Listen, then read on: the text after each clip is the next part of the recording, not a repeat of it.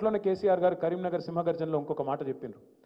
నేను ఎత్తిన జెండా దించితే, చాలామందికి ఒక అపనమ్మకం ఉంది, నేను ఎత్తిన జెండా కనుక దించితే పోరాటాన్ని పక్కన పెడితే నన్ను రాళ్లతోని కొట్టి చంపండి, కొట్టి చంపే అధికారం మీకు ఇస్తున్నా అని చెప్పే ధైర్యం చాలా తక్కువ మంది రాజకీయ నాయకులకు ఉంటుంది. ఇవాళ చూడండి, 6 గ్యారంటీల పేరిట మోసం చేసి 420 హామీలు ఇచ్చి మేము ఎక్కడిచ్చినాం అన్నీ అయిపోయినాయి అంటున్నారు. అట్లాంటి రాజకీయ నాయకులు ఉండే ఈ రోజుల్లో నేను ఎత్తుకున్న జెండాను దించితే, తెలంగాణను మోసం చేస్తే నన్ను రాళ్లతోని కొట్టి చంపే అధికారం మీకు ఇస్తున్నా అని చెప్పాలంటే చాలా తెగింపు కావాలి. అట్లాగే కేసీఆర్ సచ్చుడో తెలంగాణ వచ్చుడో, ఈ ఒక్క మాట చాలు కేసీఆర్ తెగింపు, కేసీఆర్ గుండె ధైర్యం, కేసీఆర్ యొక్క ఆలోచన పట్టుదల ఎట్లాంటిది అని చెప్పడానికి. కేవలం ఉద్యమంలోనే కాదు, ఆ తర్వాత రాష్ట్రంగా ఏర్పడ్డ తర్వాత కూడా ఒక తపస్సులాగా, ఒక అకుంఠిత దీక్షతో 10 ఏళ్ల పాటు మరి సొంత ఇల్లు కడితే ఎంత జాగ్రత్తగా ఇటుక పేర్చి కడతామో అట్లా ఒక రాష్ట్రానికి అన్ని రకాల వసతులు ఏమేమి ఉండాలి, మన పల్లెలు ఎట్లుండాలి, మన పట్టణం ఎట్లుండాలి, పల్లెల్లో ఒక డంపింగ్ యార్డ్ ఉండాలి, ఒక వైకుంఠ ధామం ఉండాలి, ఇంటింటికి నల్లు ఉండాలి, ఇంటి ముంగట చెట్టు ఉండాలి, ప్రతి పల్లెలో నర్సరీ ఉండాలి, ప్రతి పల్లెకు ఒక ట్రాక్టర్ ఉండాలి, ఒక ట్యాంకర్ ఉండాలి, బ్రహ్మాండంగా ప్రతి పల్లెలో ఆఖరికి పెద్ద మనుషులు తిరిగేందుకు ఒక పార్కు కూడా ఉండాలి, ఆ పిల్లలు ఆడుకునేందుకు ఒక క్రీడా ప్రాంగణం ఉండాలి అని ఆలోచించిన మొట్టమొదటి నాయకుడు భారతదేశంలో కేసీఆర్. అట్లాగే పట్టణాలు కూడా భవిష్యత్ అవసరాలకు తగ్గ విధంగా ఎట్లా విస్తరించాలి, ఇక్కడ ఇన్ఫ్రాస్ట్రక్చర్ ఎట్లుండాలి, ఫ్లైఓవర్లు ఎట్లుండాలి, ప్రజా రవాణా ఎట్లుండాలి, భవిష్యత్తులో మన భారతదేశానికి ఇవి ఎట్లా ఆదర్శం కావాలి అని ఆలోచించిన నాయకుడు కేసీఆర్. అందుకే 10 ఏళ్లలో మనం సాధించిన విజయాలు మామూలు విజయాలు కాదు. నేను ఒకసారి ఢిల్లీ పోతే, నేను వినోద్ గారు, అప్పుడున్న మన ఎంపీలు అందరం కలిసి అప్పుడు ఆర్థిక మంత్రిగా ఉన్న అరుణ్ జైట్లీ గారి దగ్గర పోయినాం. అరుణ్ జైట్లీ గారు మాతో అన్న మాట ఇప్పటికి కూడా నా చెవుల్లో, ఇవాళ ఆయన లేరు ఇక్కడ మన మధ్యన, ఆయన అన్న మాట నా చెవులో ఇంకా కూడా మారుమోగుతున్నది. ఆయన ఒక మాట అన్నాడు, మమ్మల్ని అందరిని ఎంపీలను కూర్చోబెట్టి, జనరల్గా నేను చాలామంది రాజకీయ నాయకులను చూసిన, బెస్ట్ యాజిటేటర్స్ ఉంటారు, మంచి ఆందోళన చేసే వాళ్ళు ఉంటారు, లేదా బెస్ట్ అడ్మినిస్ట్రేటర్స్ ఉంటారు. కానీ మీరు అదృష్టవంతులయ్యా, best agitator also he's become the best administrator KCR రూపంలో. మీ అదృష్టం అది అని ఆయన చెప్తుంటే మేమందరం గర్వంతో ఉప్పొంగిపోయినాం. అట్లాగే ఇంకో సందర్భం కూడా గుర్తొస్తూ ఉంది. ఆ రోజు మేము ఎమ్మెల్యేలుగా, ఎమ్మెల్సీలుగా, ఎంపీలుగా ఏ ప్రణబ్ ముఖర్జీ గారు అయితే ఆనాడు కాంగ్రెస్ పార్టీలో ఒక కమిటీకి నాయకత్వం వహించినారో, ఆ ప్రణబ్ ముఖర్జీ గారే అల్టిమేట్గా రాష్ట్రపతిగా మన బిల్లు మీద సంతకం పెట్టిండు, తెలంగాణ గెజెట్ మీద. ఆయనకు ధన్యవాదాలు చెప్దామని చెప్పి మేము అందరం పోయినాం. రాష్ట్రపతి భవన్కి పోయి లైన్లో నిలబడి సార్కు మేము ఇస్తూ ఉంటాం, బొక్కేలు ఇస్తూ ఉంటాం. రాగానే చంద్రశేఖరరావు గారిని చూసి, కేసీఆర్ గారిని చూసి, ఆయన కేసీఆర్ అనకపోయేది, చంద్రశేఖర్ అనేది. చంద్రశేఖర్ అని చెప్పి దగ్గర తీసుకొని మంచిగా భుజం తట్టి, అప్పుడు కేసీఆర్ గారు అప్పుడే ఇంకా ప్రమాణ స్వీకారం చేసి ముఖ్యమంత్రి అయినరో ఇంకా కాలేదు ఆ టైం. ఆయన అన్న ఒక మాట, చంద్రశేఖర్, చాలామంది జీవితంలో లక్ష్యాన్ని పెట్టుకుంటారు, ఒక గోల్ అని పెట్టుకుంటారు, కానీ ఆ గోల్ కొట్టిన తర్వాత కూడా మళ్ళీ ప్రజలు నీకు అవకాశం ఇచ్చి ఏ రాష్ట్రాన్ని అయితే నువ్వు సాధించినవో ఆ రాష్ట్రానికి మళ్ళీ నువ్వే నాయకత్వం వహించాలని చెప్పడం అంటే నువ్వు కారణ జన్ముడు అయ్యా, నీ అదృష్టం ఇది, బాగా చేయి అని చెప్పి పాపం పెద్ద మనిషి కూడా ఆశీర్వదించి, బాగా చేయి, మా ఆశీర్వాదం నీకుంటుంది అని చెప్పి ప్రణబ్ ముఖర్జీ గారు కూడా కడుపు నిండా ఆశీర్వదించి పంపిన రోజు గుర్తొస్తూ ఉన్నది. కేసీఆర్ చేసిన పని ఏంది ఇవ్వాలా అని కొంతమంది సన్నాసులు మాట్లాడుతున్నారు. వాస్తవం ఏంది? ఇవాళ వాళ్ళకు నడపస్తలేదు, ఏదో మాటలు చెప్పిండ్రు, వచ్చిండ్రు, కుర్చీలో కూర్చున్నారు, కొద్దిగా ప్రజలను అక్కడనో ఇక్కడనో ఆగం పట్టించిండ్రు, ఓట్లు తెచ్చుకున్నారు, సీట్లు కొట్టిండ్రు, గద్దె మీద కూర్చున్నారు. గద్దె మీద కూర్చొని కూర్చున్నారు కానీ నడపస్తలేదు. అందుకే ఏం చేయాలి మరి? కేసీఆర్ను బద్నాం చేయాలి. అందుకే మీరు చూడండి, గ్రామీణ స్థాయిలో ఉండే కాంగ్రెస్ కార్యకర్త నుంచి రాష్ట్రంలో అత్యున్నత పదవిలో ఉండే ముఖ్యమంత్రి నుంచి కేంద్రంలో ఉండే రాహుల్ గాంధీ దాకా ఒకటే వరుస, ముఖం బాగా లేకపోతే అద్దం బలగొట్టినట్టు వీళ్ళకు నడపరాక కేసీఆర్ అప్లపాలు చేసిపోయింది.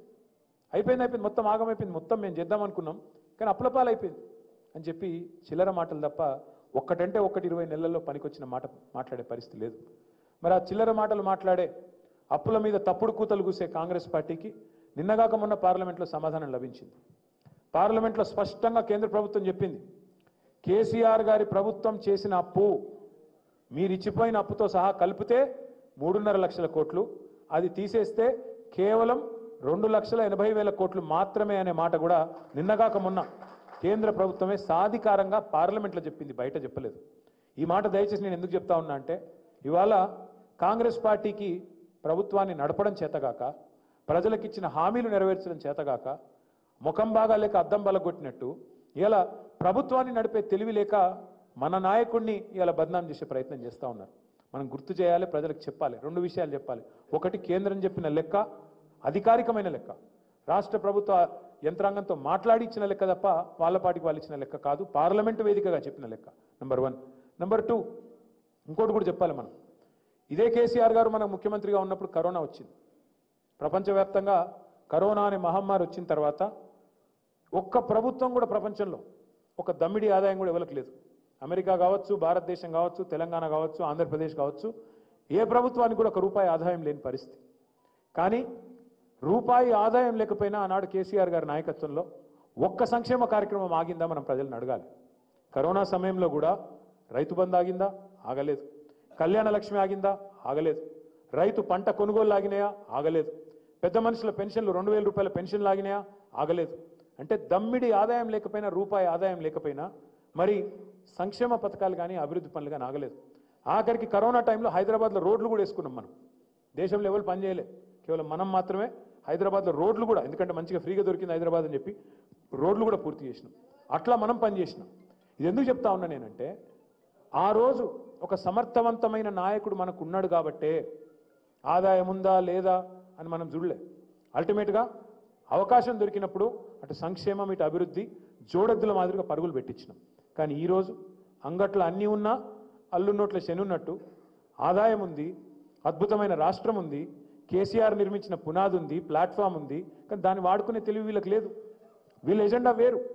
ఎట్లా డబ్బులు సంపాదించాలా, ఎట్లా డబ్బుల మూటలు ఢిల్లీకి పంపాలా అనే ఆలోచన తప్ప ప్రజలకు ఎట్లా మనం ఇచ్చిన హామీలు నెరవేర్చాలన్న ఆలోచన కానీ ఇంగితం కానీ వీరికి లేదు.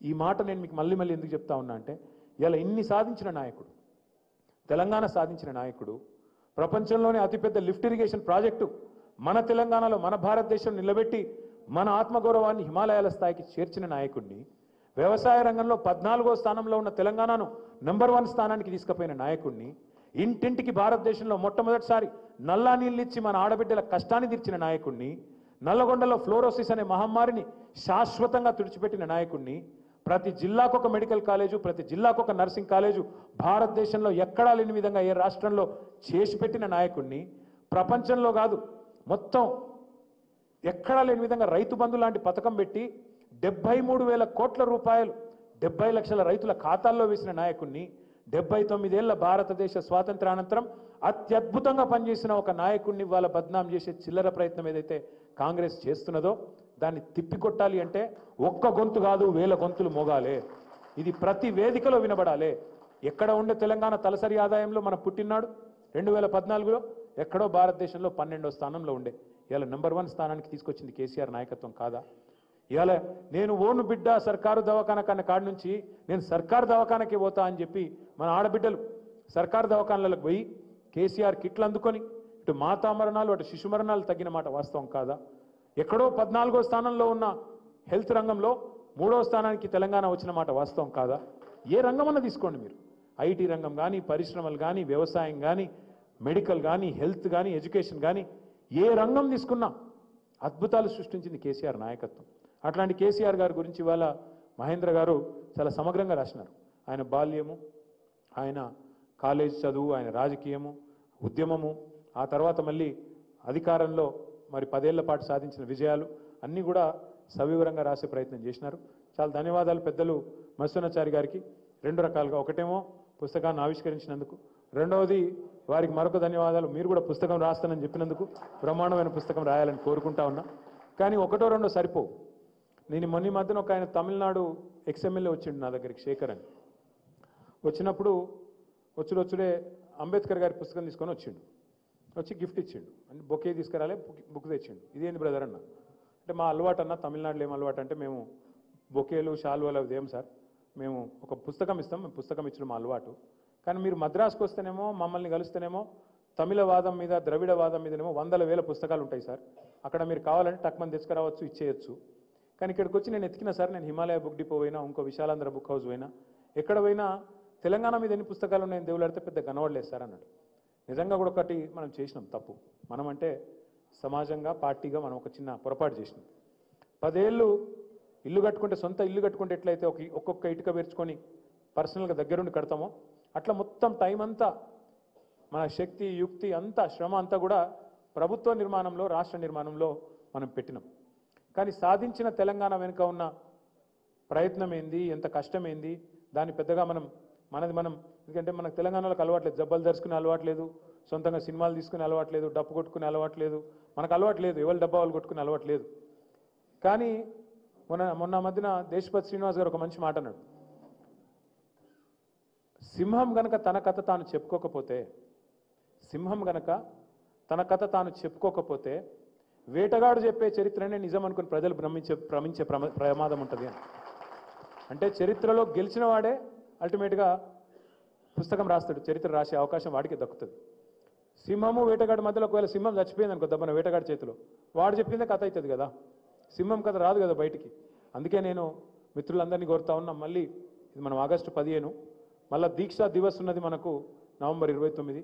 నా విజ్ఞప్తి పెద్దలు వినోద్ గారితో, మత్స్యనాచారి గారితో, ఇంకా మిగతా పెద్దలు వేదిక మీద ఉన్నవారు అందరితో కూడా కలిసికట్టుగా ఒక టీంగా తెలంగాణ చరిత్రను, ఆ తెలంగాణ చరిత్రలో ఉన్న మహామహులు జయశంకర్ గారు కానీ, ఇంకా చాలామంది కాళోజీ గారు కానీ, ఇంకా చాలామంది మహామహులు అందరితో పాటు మన నాయకుడు కేసీఆర్ గారిది కూడా గొప్పగా మన తెలంగాణ వాదం గురించి ఆయన చేసిన ప్రయత్నం కానీ, రాష్ట్రం గురించి ఆయన పడ్డ తపన కానీ, ఢిల్లీలో వారి అనుభవాలు కానీ, ఇంకా వారితో ఉన్న వివిధ రకాల మరి అనుభూతులు కానీ, వీటన్నిటిని కూడా దృశ్య శ్రవణ మాధ్యమంలో, కేవలం ఒక పుస్తకమే సరిపోదు. ఎందుకంటే ఇవాళ రేపటి పిల్లలు పుస్తకాలు చదువుతలేరు, వాళ్ళంతా ఆడియో బుక్స్ వింటారు, అవి చూస్తారు, వాటిని ఏమంటారు ఇన్స్టాగ్రామ్లు, రీల్స్, వాటినే ఎక్కున్నది లొల్లి.